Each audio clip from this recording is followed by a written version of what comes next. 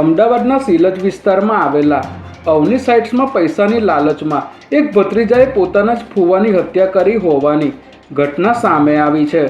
આરોપી વરજ માત્ર 10 દિવસ અગાઉ જ પોતાની માતા સાથે ઝઘડો કરીને તેના ફુવા મનીષભાઈના ઘરે રહેવા આવ્યો હતો, ત્યારે ઘરમાં પડેલા 5 લાખ રૂપિયા જોઈને તેની દાનત બગડી હતી અને તે રકમ પડાવવા માટે તેણે મનીષભાઈની હત્યા નિપજાવી હતી। જે બાદ ઘરમાંથી 5 લાખ રૂપિયા લઈને ભાગી ગયો હતો, ત્યારે પોલીસે ગણતરીના કલાકોમાં જ આરોપી વરજ સોનીને રાજસ્થાનના ઉદયપુરથી ઝડપી પાડ્યો છે।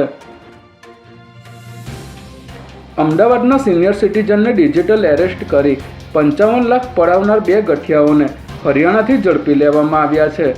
આરોપીએ અમદાવાદના વૃદ્ધને મુંબઈના નરેશ ગોયલ ઇન્ટરનેશનલ ફ્રોડ કેસમાં સંડોવણી બતાવી ડિજિટલ એરેસ્ટ કર્યા હતા।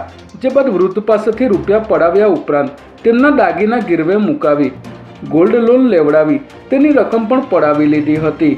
આરોપીઓએ દિલ્હીમાં 1.73 કરોડના ટ્રાન્ઝેક્શન કર્યા હોવાની વિગતો પણ સામે આવી રહી છે, ત્યારે સાયબર ક્રાઇમ બ્રાન્ચની ટીમે સોનુ ઠાકુર અને પ્રદીપ પ્રસાદને હરિયાણાથી ઝડપી લઈ આગળની તપાસ શરૂ કરી છે।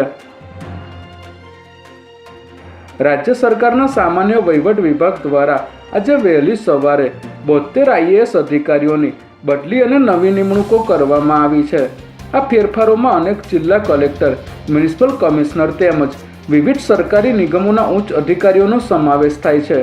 1.5 વર્ષ પહેલાં નવી બનાવવામાં આવેલી મહાનગરપાલિકાઓમાં મ્યુનિસિપલ કમિશનરોની બદલી કરવામાં આવી છે, ત્યારે આજે બદલીઓ થયા બાદ 2 દિવસમાં નવા મ્યુનિસિપલ કમિશનરો દ્વારા ચાર્જ લીધા બાદ જ હવે નવી ચૂંટાયેલી પાંખ જાહેર થશે।